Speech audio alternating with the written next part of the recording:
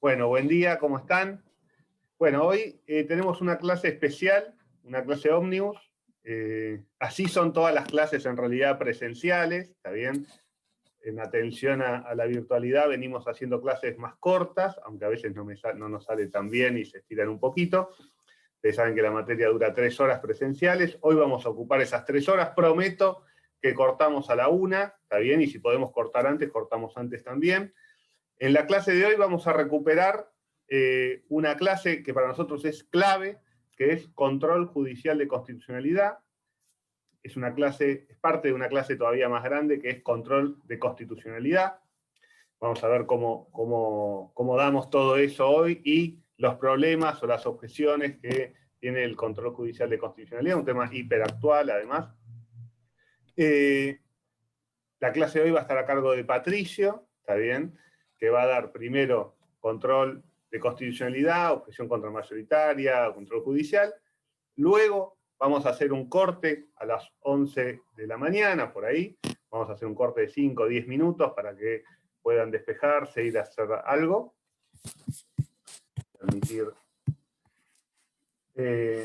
Luego vamos a empezar con una clase que es núcleo, ¿está bien? Que nadie puede aprobar esta materia sin manejar bien este tema, que es autonomía personal, ¿está bien? El artículo 19 de la Constitución, en donde eso lo vamos a ver de 11 a 1. Vamos a tener una primera parte relativamente corta, 20, 30 minutos a cargo mío, con una explicación global, si quieren.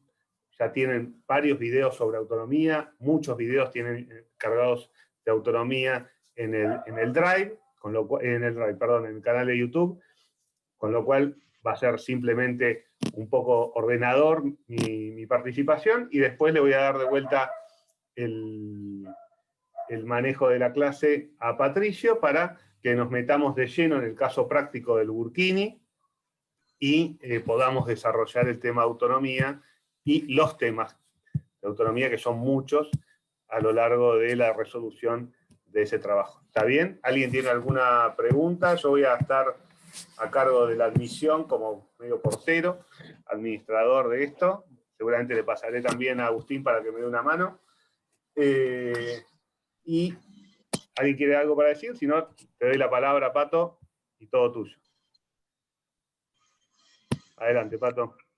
No, primero, si les puedo pedir un favor, de si pueden prender las cámaras, suele ser importante para una clase en donde pretendemos que participen, gracias. Y bueno, retomando un poco lo que veníamos, la parte, esto pertenece, ustedes saben que la materia está estructurada en 3 grandes núcleos, una primera parte de teoría constitucional, otra que es la parte de derechos, o la parte dogmática, y otra que es la parte orgánica o la parte de cómo se estructura el poder.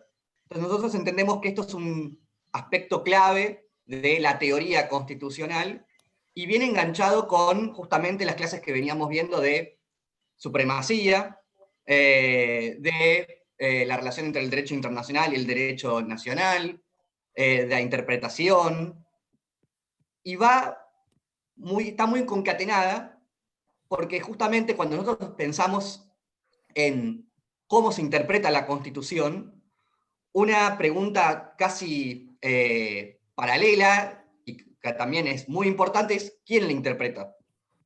Y en esta clase lo que intentamos responder, tanto desde la teoría como también desde aspectos prácticos, es quién es la institución, cuál es la persona que lleva adelante la interpretación constitucional y lo que se suele denominar el control de constitucionalidad. Es decir, esta comparación o este análisis que tienen que hacer las personas sobre si las leyes son compatibles o no con el texto y los principios constitucionales. Entonces, yo creo que hay 2 o 3 puntos de la clase de supremacía, por un lado, y de interpretación que están íntimamente conectados con esta parte de la materia, que es, entonces, ¿ustedes qué recuerdan básicamente? ¿Cuál es el principio básico que aprendimos en la clase de supremacía constitucional? es como está ahí en la palabra, está en el concepto. ¿Cuál es la idea de la supremacía? ¿Se acuerdan? Vimos, o habrán leído también, bueno, el Feliz 78 en Hamilton, mismo también en parte después vamos a ver en Marbury vs. Madison. Hay una idea básica. ¿Qué se llevaron ustedes de la clase de supremacía? O de poder constituyente también, está íntimamente ligado.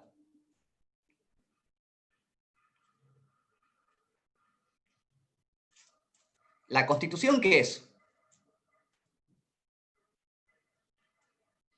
¿Qué carácter tiene? ¿Qué función tiene nuestro sistema?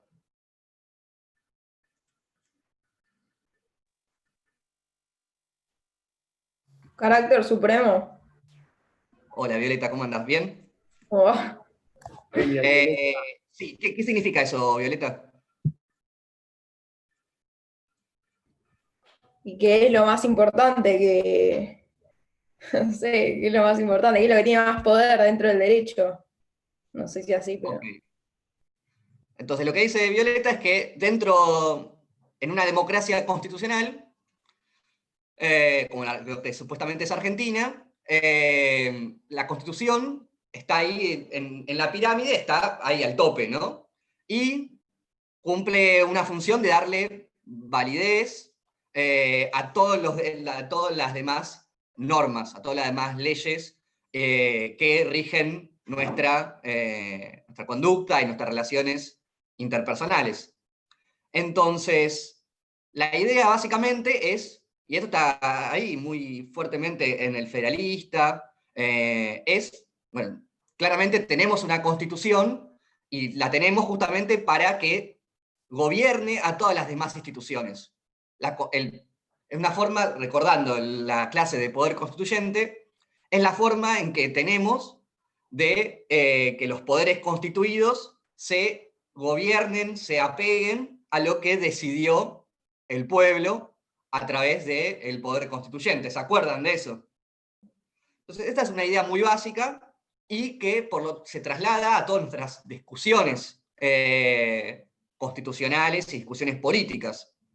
Entonces, la idea básicamente es que la Constitución le otorga legitimidad, le otorga validez a todo el sistema normativo argentino y seguramente eso también sucede en otros países. El mismo razonamiento. Pero acá hay un problema, ¿no? Y eso lo vimos muy bien en la clase de interpretación. En la clase de interpretación vimos que el lenguaje jurídico, cuando nosotros vamos a la Constitución, ahí hay problemas. Ahí hay problemas interpretativos. Hay problemas de vaguedad, de ambigüedad. Básicamente, si recuerdan la clase de interpretación, vimos cómo los principios constitucionales, cómo el texto de la Constitución se presta a las discusiones. Seguramente no es lo mismo lo que piensa Violeta, que dice el artículo 19, por ejemplo, que es lo que vamos a ver en la siguiente sección, sobre el principio de autonomía, o qué significa la igualdad, o qué significa la libertad de prensa. Seguramente todos nosotros tenemos discusiones y tenemos diferentes opiniones sobre qué dice la Constitución.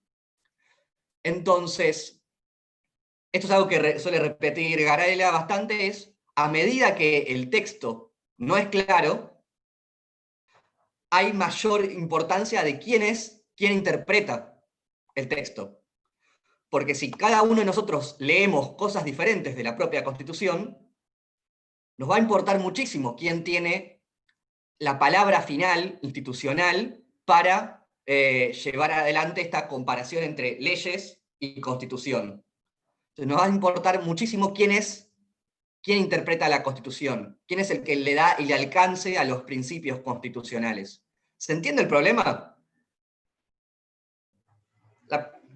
¿Se acuerdan? En la clase de interpretación vimos que hay muchísimas formas de interpretar la Constitución, cada uno con problemas, con virtudes, pero esas discusiones se agigantan cuando no somos nosotros quienes interpretamos, sino que hay un órgano, que depende del país, vamos a ver cuál es, pero hay un órgano, una serie de órganos que se encargan de la interpretación constitucional. ¿Hasta acá se entiende básicamente el problema en el cual estamos? Entonces, ustedes saben, en la Argentina son los jueces los que se encargan del control de constitucionalidad. Ustedes, no sé si pudieron ver algunos videos, pudieron ir leyendo para esas clases. ¿Qué argumentos encuentran para justificar este tipo de solución? Porque esto, digamos, estaba en debate desde cuando se sancionó la Constitución, tanto en Estados Unidos como en Argentina, como en Francia. Había este debate sobre quién tenía que ser el último intérprete de la Constitución. Y por alguna razón tenemos ahí a los jueces. ¿Por qué creen que eso debería ser así? ¿Hay buenas razones? ¿Cuáles son esas?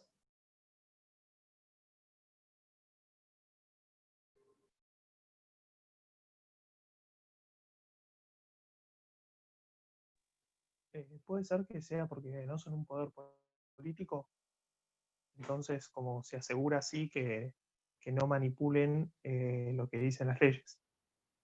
Ok. A ver, Ignacio, profundiza un poco más. O sea, vos decís que no son un poder político por un lado, y eso significa que tienen un saber técnico especial para no manipular las leyes, ¿o cuál es tu argumento?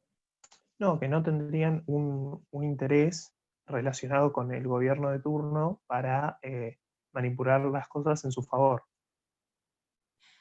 Entonces, básicamente, lo que nos dice Ignacio es una idea bastante extendida. Hay una separación de dos mundos, que es el mundo del derecho y el mundo de la política.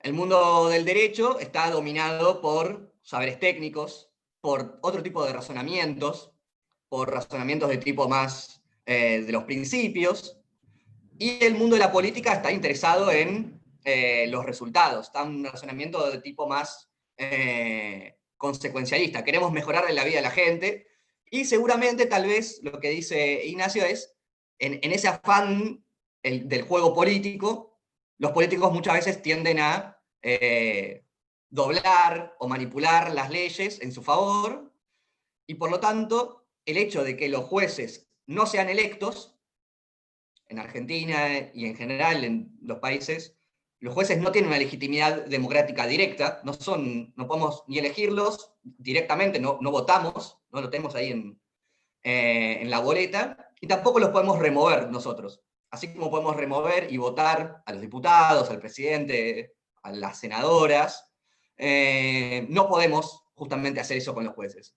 Por lo tanto, lo que dice Ignacio es, ese tipo de elección, que está en la Constitución, les da los aísla de las pujas políticas, y lo que hace es que tengan una protección que justamente les posibilita proteger las leyes, o la Constitución en este caso. ¿Algo así, Ignacio?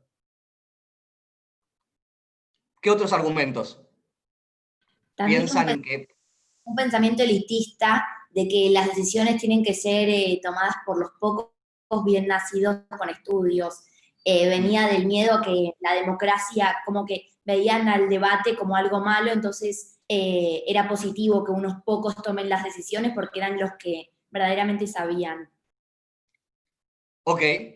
Entonces, a lo que decía Ignacio, que esta vez el argumento del aislamiento político, lo que dice Magalí es, bueno, hay un argumento epistémico, un argumento, sí, básicamente que hay personas, de vuelta, volviendo a esta división entre los dos mundos, el mundo de la política y el mundo del derecho.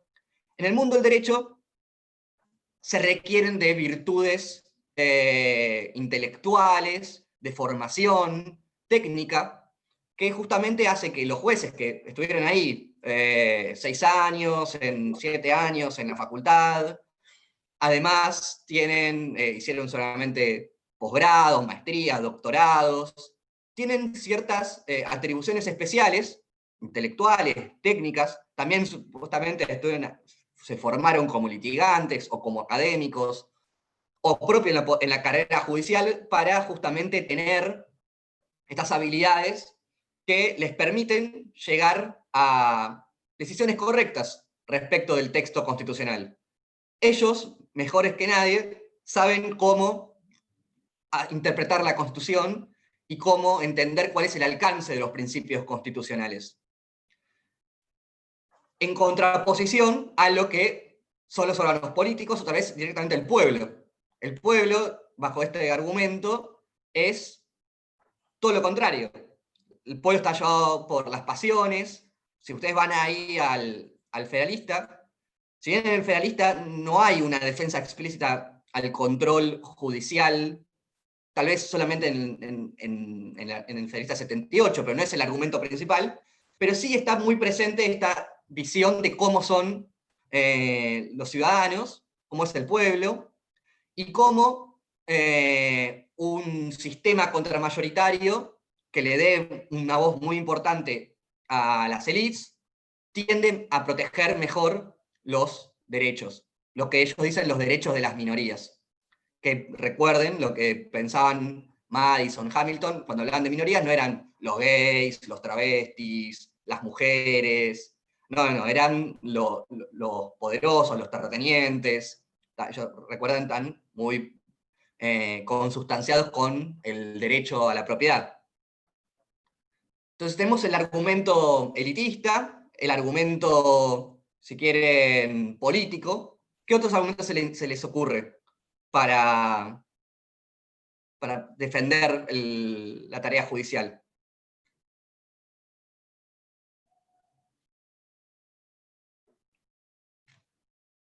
Meli dice, bueno, necesitamos que haya un intérprete final, pero está muy bien, necesitamos eso, es verdad, pero acá estamos entendiendo por qué los jueces. O sea, final podría ser, no sé, se lo podríamos dar al episcopado argentino. Se lo podríamos dar a mí, se lo podrían dar a ustedes. Que sea final es un debate. Por ejemplo, creo que Roberto diría que, Gargarella diría, no tiene que haber final. La interpretación constitucional es como un diálogo continuo, o una cosa medio hippie, pero que tiene un sentido, que es interesante. Pero, bueno, asumamos que tiene que ser final, tiene una palabra final, alguien que diga, esto es constitucional. ¿Por qué los jueces? Ahí sí alguien, frenos y contrapesos. Manuel, ¿querés explicarlo, lo de Marbury versus Madison? Bueno, en Marbury versus Madison, los jueces establecen por sí solos su carácter del control de constitucionalidad. No es que lo tenían dado ni se sabía cómo se hacía. Este fue y como en Estados Unidos hay stare decisis, que es que la jurisprudencia se obedece, que algo que acá no pasa, se tomó así, y Argentina no recepta el stare decisis, pero sí esto que Marbury versus Madison sí, eso. A ver, está muy bien lo que decís, y ahí está como el corazón de una de las defensas del control judicial. Lo que dice Manuel es básicamente el razonamiento Marshall, una parte del razonamiento Marshall. Básicamente, los jueces tienen que decidir casos. Eso es lo que constitucionalmente le otorgamos como competencia. Entonces, deciden casos puntuales en el cual está en juego cuestiones legales. Y generalmente lo que tienen que evaluar es qué ley se tiene que aplicar. Ellos tienen que, para decidir el caso, sí o sí, tienen que definir cuál es la ley aplicable. Y la ley aplicable podría ser una ley del Congreso, puede ser la Constitución, puede ser los tratados de derechos humanos.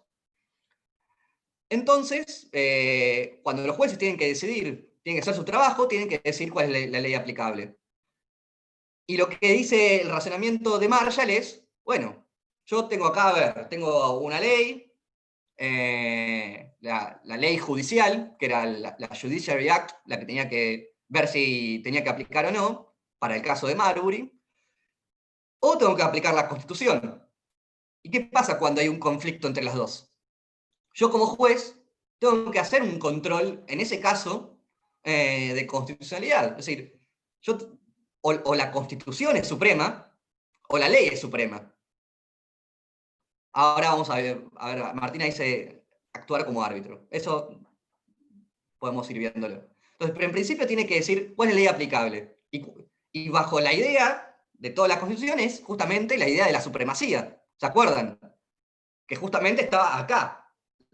Y si nosotros permitimos que una ley común, una ley ordinaria del Congreso,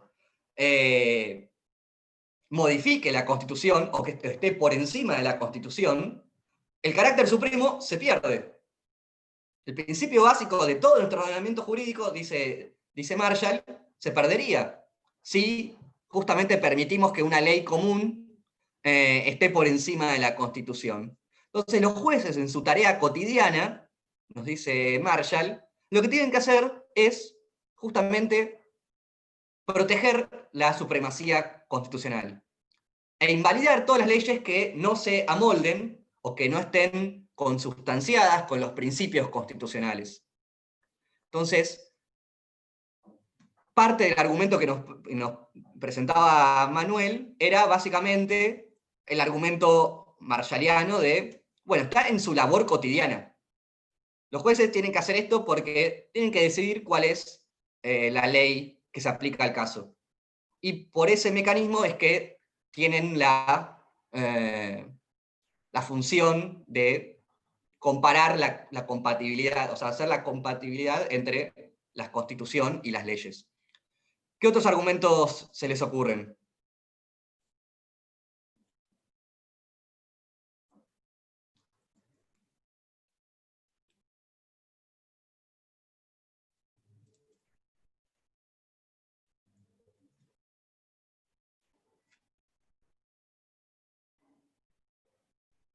¿No hay más argumentos?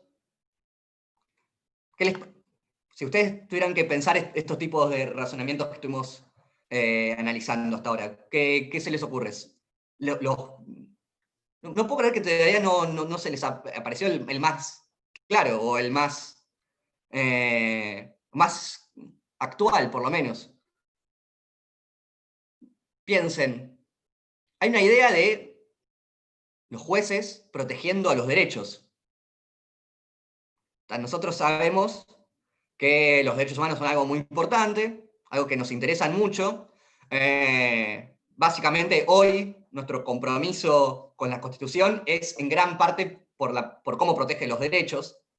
La protección de derechos es algo que nosotros solemos poner en el centro. Por eso damos también, en la facultad tenemos derechos humanos, tenemos constitucional, que también tiene una gran parte de derechos, que vamos a empezar a ver hoy. Entonces, tal vez tomando un poco el argumento de Magalí, podríamos decir, bueno, los jueces tienen un valor especial en la protección de los derechos de las minorías, de las personas que no están excluidas del sistema político, de los que no tienen tanta voz, de los desposeídos. ¿Por qué? En el ámbito político se rige el principio de mayoría, ¿no? Sabemos eso. O sea, entonces, una posición tiene 51 votos, otra tiene 38 y otra tiene 10, y a los de que tenían 10 votos, no nos importa, aplicamos la que obtuvo la mayoría. A ver, ¿qué querés decir, Emi? Perdón, soy Fermín, en realidad me conecté con la computadora de mi mamá. ¿Cómo tu nombre, perdón? Fermín. Fermín, ¿cómo andas? En realidad creo que un poco eso se vincula con el fantasma que se conjugaba en el ámbito del federalista y también acá, cuando se redactó la primera Constitución, y era como este miedo, que hablaba Magalí también, este miedo a las masas, siendo como imprudentes o poco formadas, y que eso podía conducir a una inobservancia de los derechos de las minorías, no entendidas como las minorías actuales, sino, como decías vos, las minorías de ese momento, y cómo eso podía justamente conducir a una violación de los derechos de las minorías por parte de las mayorías, como parte de sus facultades democráticas, digamos, que se podían como ejercer en exceso, comillas, y que por eso tenía sentido que sea un órgano contramayoritario el que pudiera poner un freno a esa posible tiranía de la mayoría. Tal cual. Entonces, la idea de la tiranía de mayoría es algo que está muy presente en el debate público, que es básicamente, bueno, en una democracia constitucional, una democracia liberal, está bien, no nos importa la mayoría, pero entendemos que las minorías tienen derechos, más allá de perder o ganar un debate en particular. Entonces, uno puede ir ensayando varios caminos. Puede decir, bueno, los jueces están especialmente entrenados en la protección de los derechos, estudian ahí, estudian los derechos humanos, estudian los derechos constitucionales, están aislados de la política, diría Ignacio, y por lo tanto tienen una posibilidad tienen la posibilidad y la sapienza y están protegidos constitucionalmente como para evitar justamente la tiranía de la mayoría. La idea de que siempre, o el problema de que no necesariamente las decisiones mayoritarias pueden ser las correctas. O sea, ustedes se acuerdan de Ulises y las sirenas. ¿Se acuerdan la metáfora esa? Entonces, sabemos que va a haber problemas durante el viaje, y es por eso que Ulises se hacía preparaciones previas, justamente para evitar encallar y que lo coman las sirenas. Entonces, ante esos casos, en donde seguramente puede haber mayorías que nos quieran desviar de la protección de los derechos, justamente tenemos que tener algunos límites contramayoritarios, en este caso, límites impuestos desde afuera de la política, para justamente evitar esos fracasos en la protección de los derechos y justamente llegar al buen puerto que era, en teoría, proteger los derechos fundamentales de cada uno de nosotros. Entonces, Meli, ¿qué decías? ¿Qué planteas de la deliberación? Hola, buen día.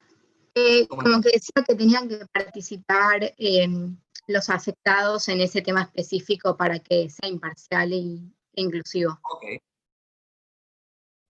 También otro tipo de defensa podría ser una de la imparcialidad. Ustedes siempre escuchan, los jueces son independientes, los jueces son imparciales. Básicamente, la idea es, el juez no conoce a las personas, no tiene una relación directa, y es una persona ajena al conflicto. Es una persona ajena al conflicto entre diferentes personas, también supuestamente es una persona ajena a los conflictos políticos. Por lo tanto, el juez, en su deliberación individual, puede consultar todos los libros, y también tiene contacto con el caso, es la persona que más conoce el caso particular. Por lo tanto, uno podría decir, como los jueces tienen una función epistémica, esto lo sacó ayer, lean una nota de Roberto Saba en Clarín, está muy buena, y él explica esta idea de que los jueces, no los jueces, sino el proceso judicial, permite para Saba, para Owen Fis, justamente que los jueces tengan o puedan proveer la respuesta correcta sobre qué significa la Constitución. Nino, lo que decía Meli, tiene una opinión diferente que ahora vamos a verla. Entonces, podemos ver entonces que uno puede, la justificación de que sean los jueces los que llevan adelante el control, puede haber argumentos elitistas, de que tienen cierto conocimiento, puede ser una cuestión de clase, una cuestión de formación, puede haber una justificación de la tarea cotidiana que hacen los jueces, que es elegir la la ley aplicable, que es el argumento marshalliano. Puede haber argumentos de su función en el sistema institucional, que es lo que planteaba Ignacio, tan aislados de lo político, no los podemos remover, hay un procedimiento muy difícil para su designación, no los tienen que reelegir. Hay argumentos más neoconstitucionalistas, como los de Ferraioli, diciendo algo así como se encargan de la protección de los derechos de las minorías. Sin embargo, ustedes, no sé si saben o no, pero Gargarella es como en Argentina y en Latinoamérica en general, es como la persona que se encargó de decir que cada uno de sus argumentos tenía problemas. Tiene problemas teóricos, tiene problemas prácticos. Nino fue uno de los padres de ese tipo de razonamiento. Si bien Nino defendía el control, quizás más que Gargarella, entendía que había una cuestión que era problemática del control judicial. ¿A ustedes qué se les ocurre?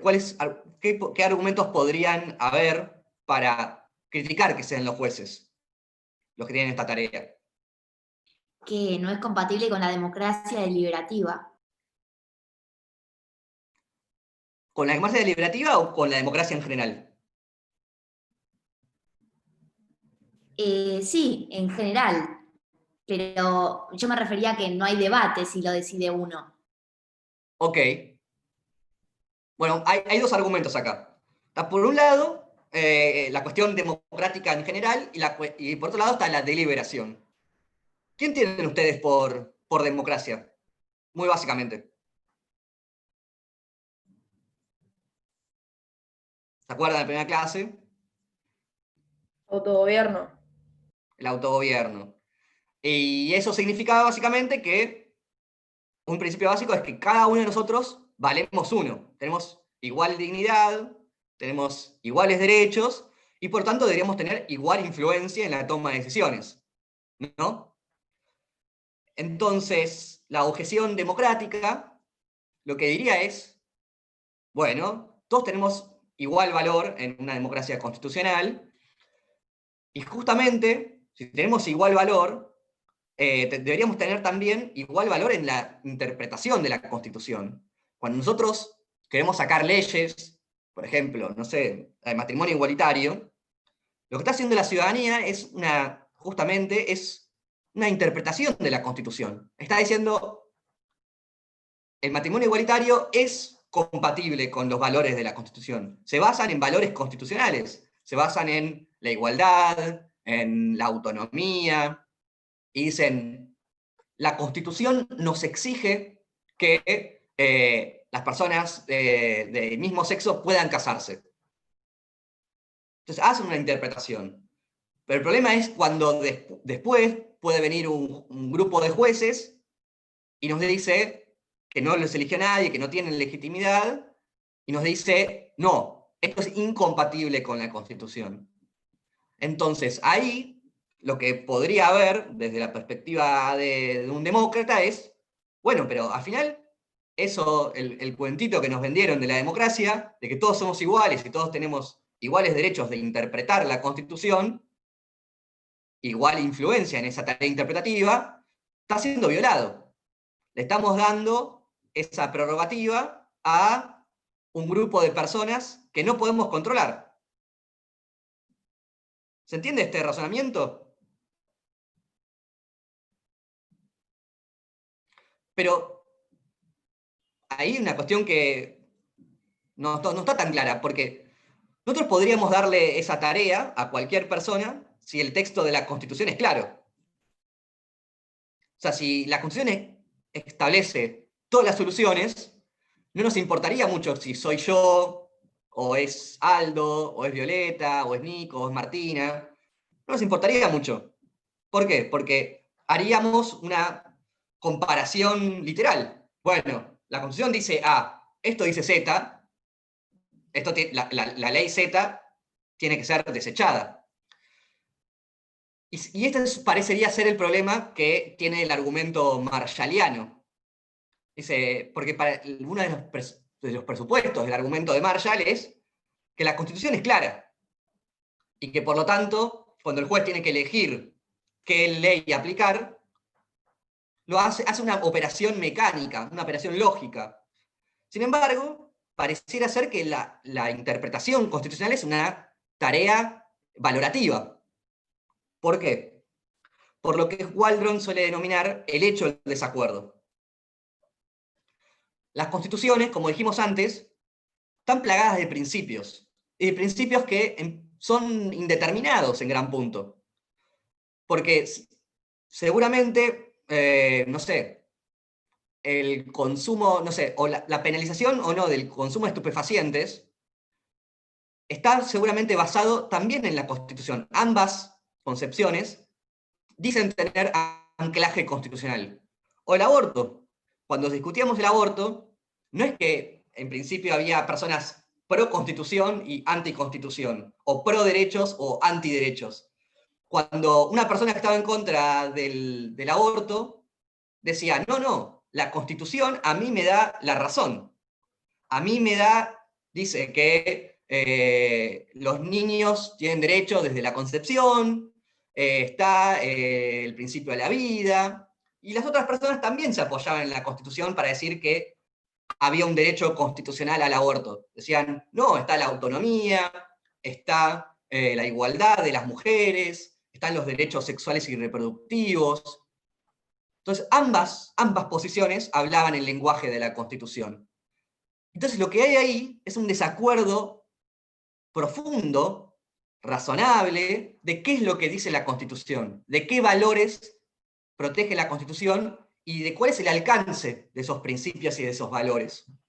Entonces, las sociedades democráticas están plagadas de desacuerdos muy profundos sobre cómo leer la Constitución. No es que la Constitución claramente dice A o B. Por eso estamos abogados, porque como dicen muchas cosas, lo que hacen los abogados es tratar de convencer a personas que deciden sobre que lo que dice la Constitución es justamente lo que nosotros decimos. Queremos dar el mejor argumento y justificar nuestra posición a través de este tipo de razonamiento. Entonces, la Constitución son principios, son valores que necesitan ser interpretados, pero que tenemos profundísimos desacuerdos sobre qué dice.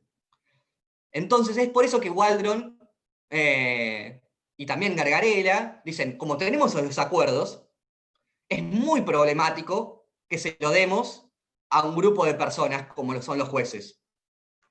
¿Por qué? Por lo que decía justamente del principio democrático. Si justamente todo el sistema está basado en que cada uno de nosotros somos iguales en la tarea interpretativa, somos iguales a la hora de decidir, de autogobernarnos, ¿por qué le estamos dando esta tarea a un grupo de personas que no podemos remover, que no podemos controlar? Entonces, ayer se decidió sobre, se admitió el per saltum. ¿Leyeron algo sobre eso? Tranquilamente podría haber tenido la solución contraria. ¿Y qué herramientas hubiéramos tenido nosotros para controlar ese tipo de decisiones? Ninguna. Mañana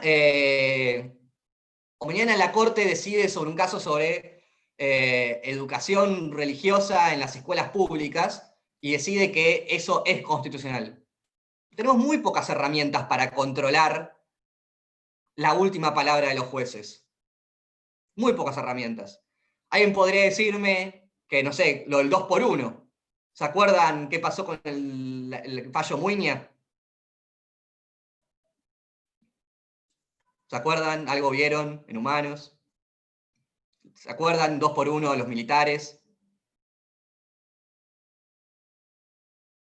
¿Están dormidos, chicos, hoy?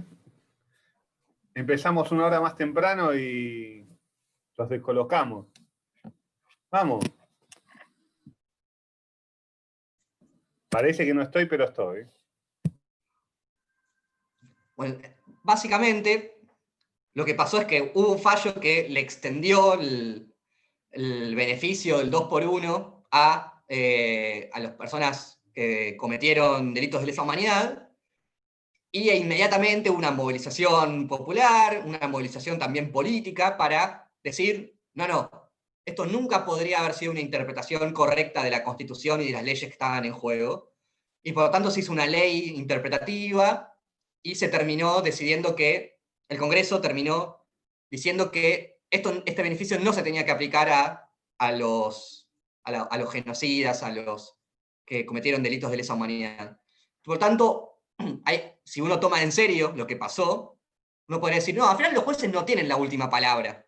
Ahí la ciudadanía demostró que cuando le interesa algo sobre la interpretación constitucional, la ciudadanía tiene la última palabra y la política tiene la capacidad de justamente mostrar el argumento o el razonamiento o la interpretación correcta de la Constitución.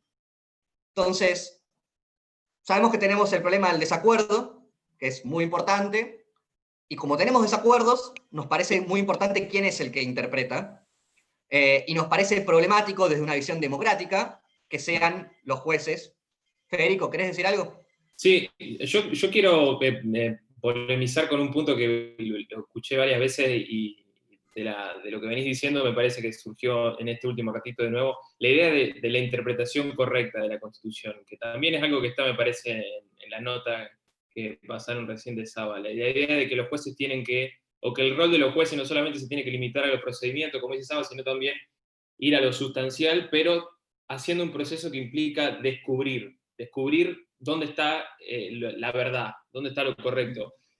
Que me parece que si partimos desde esa lógica de la interpretación del derecho, o sea, ya para mí se dividen los caminos sobre cuál es el rol que tienen que tener los jueces. Si pensamos que en el derecho hay principios que son los correctos y que hay alguien, incluso la propia sociedad, sea el legislativo, el ejecutivo o los propios jueces, encontrar cuáles son esos principios correctos, es como un poco más difícil ponerse de acuerdo con muchas de las cosas que implicaría incluso la lógica esta dialógica que plantea Gargarella, de que incluso el propio hecho de la verdad puede ser coyuntural y anclarse en un presente concreto que nunca va a ser inmutable. O sea, me parece que esa idea de que viene saliendo de que los jueces tienen que encontrar lo correcto, me parece que es problemática, que podríamos también ponerla en cuestión acá. ¿Vos considerás que si la Corte Suprema mañana saca un fallo que criminaliza la homosexualidad, ¿vos considerás que eso es un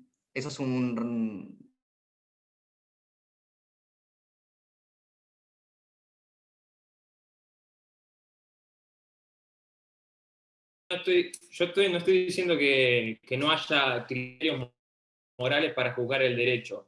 Lo que estoy tratando es de separar la esfera de la moralidad de la esfera del derecho y no hacer pasar la moralidad de uno como la verdad y lo que tendría que valer como criterio jurídico. Yo creo que justamente el rol de la política está en hacer eso, en transformar. Bueno, es polémico lo que voy a decir, pero podría decirse que puede ser transformar la moral en derecho. Si la moral no pasa por una instancia política, no va a volverse derecho nunca.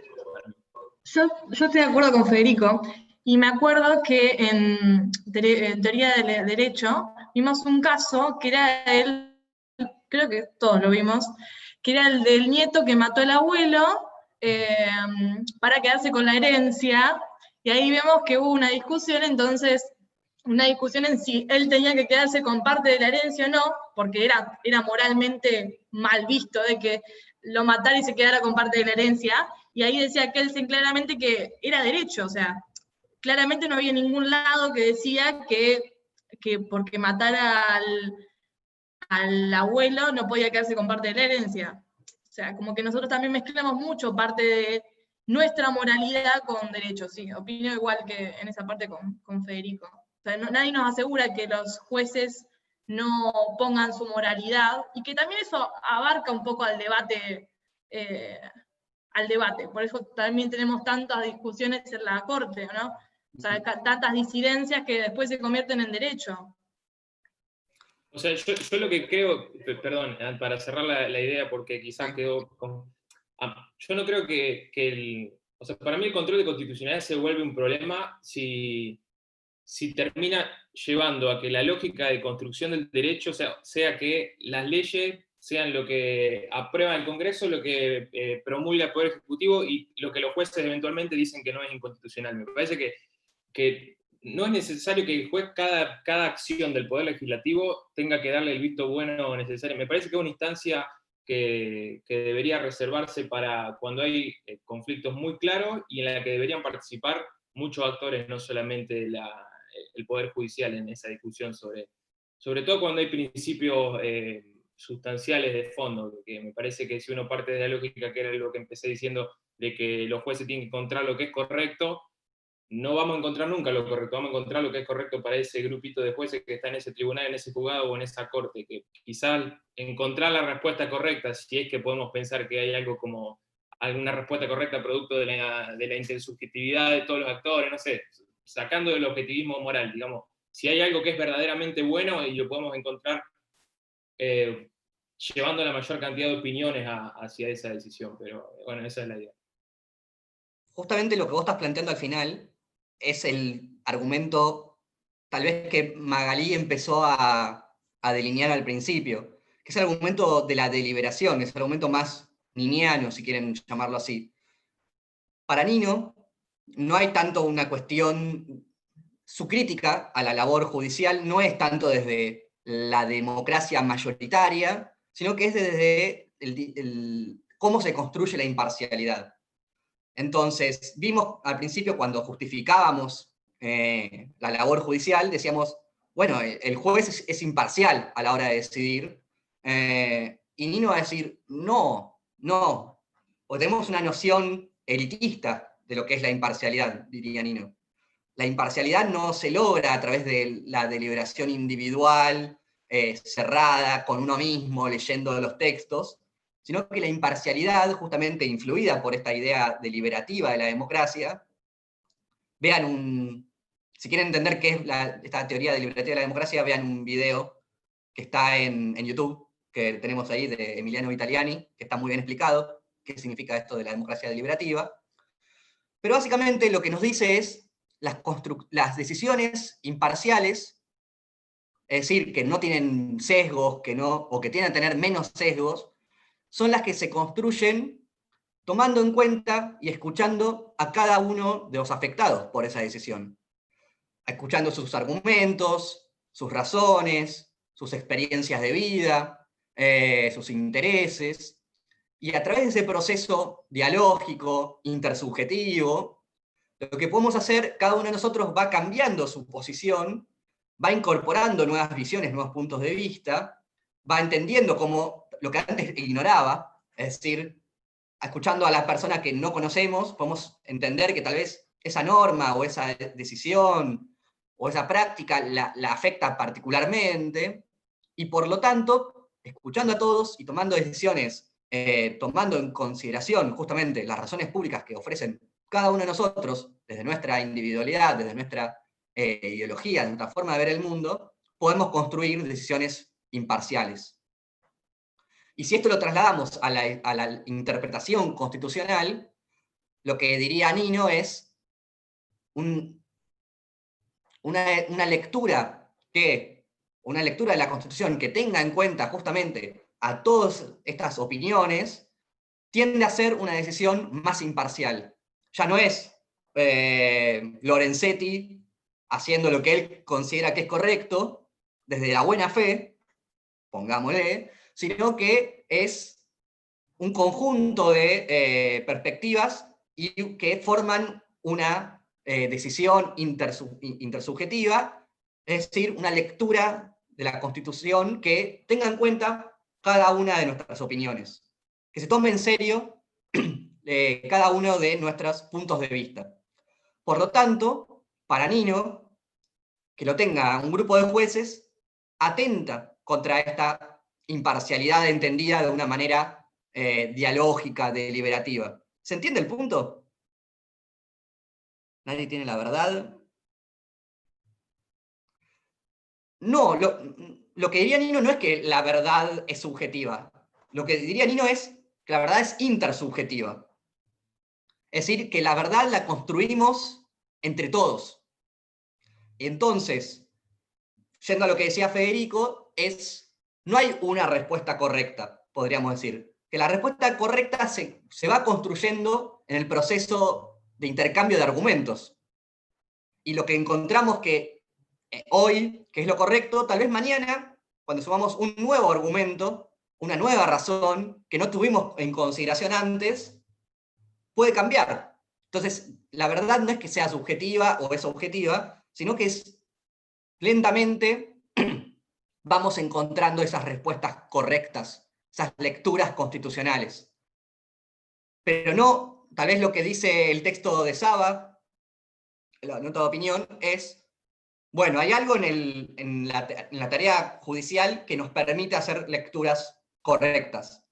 Lo que tal vez diría Gargarella o diría Nino, creo eso es insuficiente. Hay en ciertas cosas de moralidad pública al menos, ese proceso dialógico, ese proceso de descubrimiento de las respuestas correctas tiene que ser social, tiene que ser político en un sentido. ¿Se entiende el argumento de la deliberación y de la imparcialidad? Entonces, por un lado está el argumento mayoritarissta, que es tal vez el de Waldron, diciendo algo así como, bueno, es un insulto cuando la Corte Suprema toma una decisión que nos afecta a todos.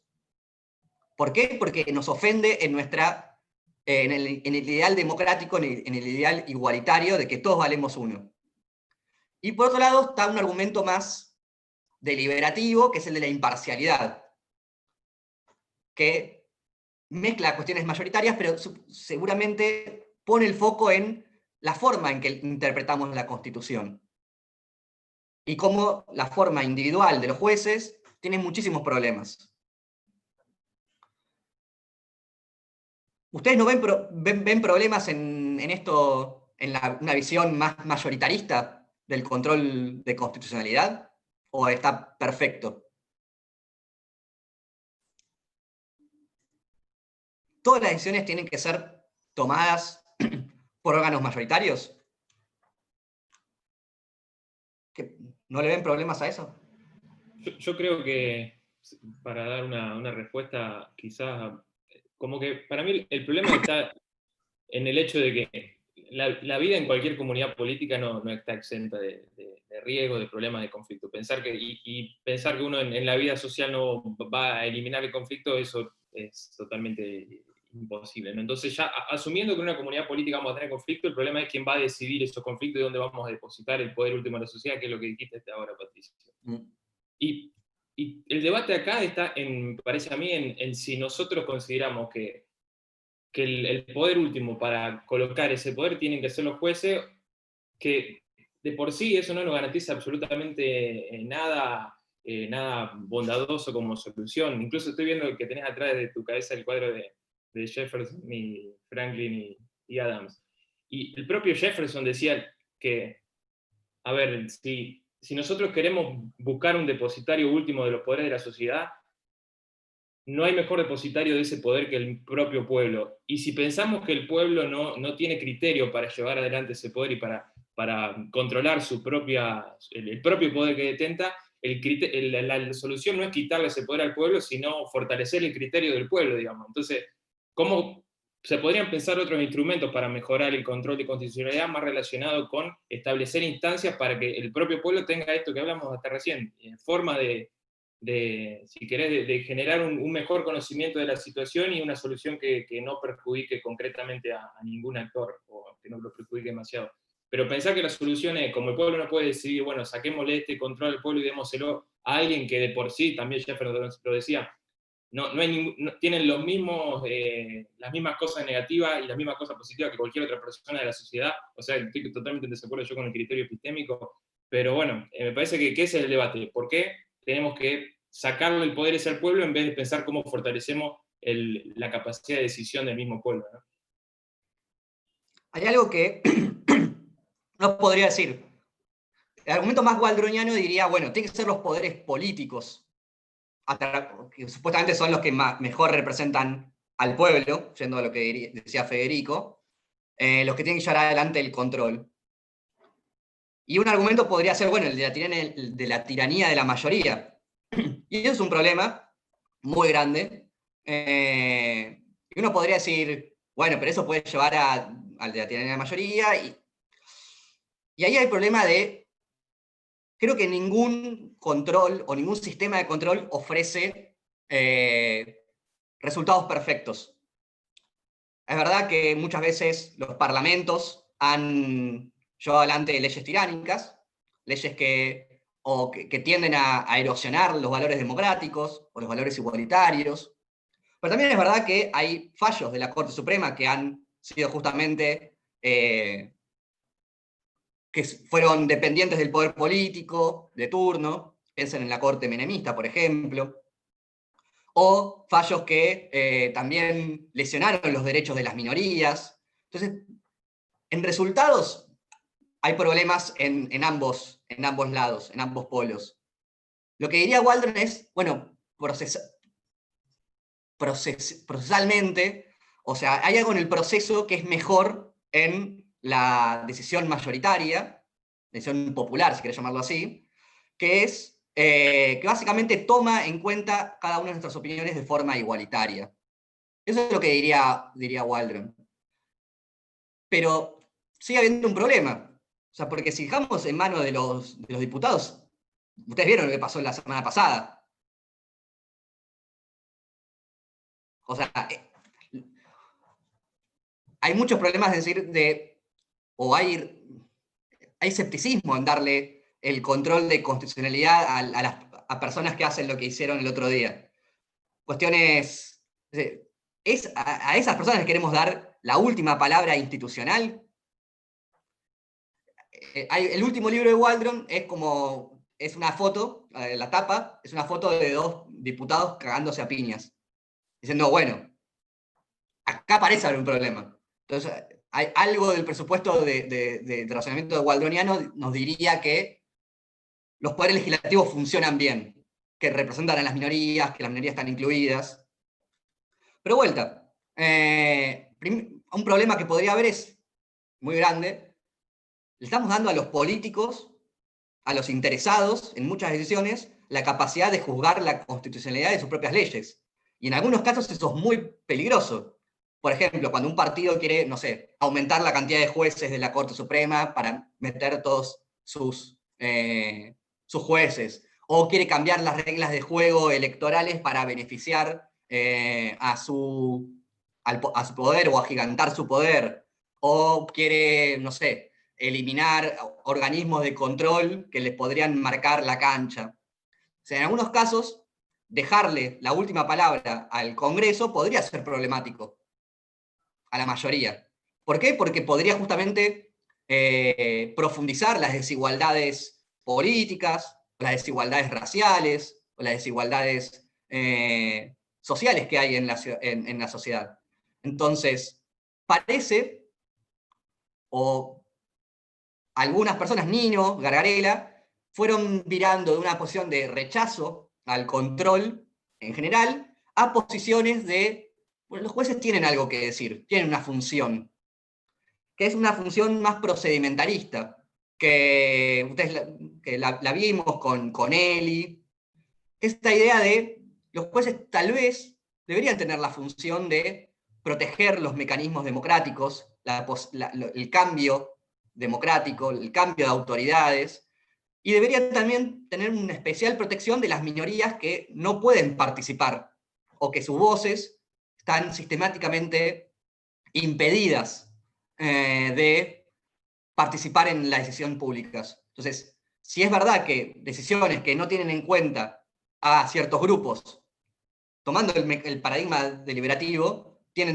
gozan de menor calidad democrática, de menor virtud, entonces los jueces podrían tomar decisiones y declarar inconstitucional leyes que o no respeten el procedimiento democrático, o que tiendan a agigantar el poder del gobierno de turno, o que lesionen la capacidad de las minorías de participar en el juego democrático.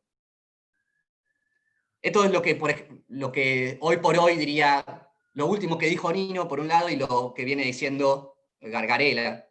Es decir, no le dejaría a los jueces la capacidad de tener la última palabra en aborto, en consumo de estupefacientes. Eso lo tiene que decir la ciudadanía.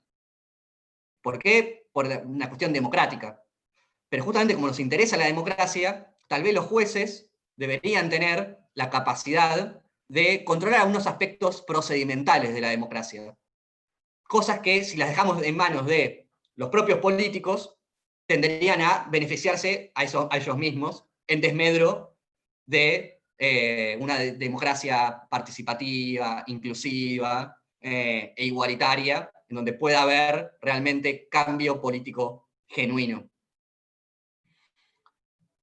Entonces, esos hoy por hoy, los problemas de una visión, vimos los argumentos a favor de los jueces, algunos argumentos en contra, y alguna manera de conciliar la tarea judicial en una democracia constitucional. Pues hay un millón de problemas, y las podemos seguir discutiendo, pero es muy importante que entiendan cuáles son los fundamentos del control judicial, qué argumentos hay, cuáles son los problemas, y algunas vías de salida. Por ejemplo, Gargarella, o Nino también en su último momento, pensaban, ¿por qué no los jueces haciendo algo así como, bueno, acá hay un problema, esta ley podría ser inconstitucional, pero démosela de vuelta con estas objeciones al Congreso para que decida, con estos nuevos argumentos que no estuvieron presentes, darle la última palabra, devolverle la decisión al Congreso, ya habiendo marcado cuáles eran los problemas constitucionales. Entonces, estos tipos de soluciones dialógicas, deliberativas, están ahí como una forma de compatibilizar la democracia, la Constitución y el rol de los jueces.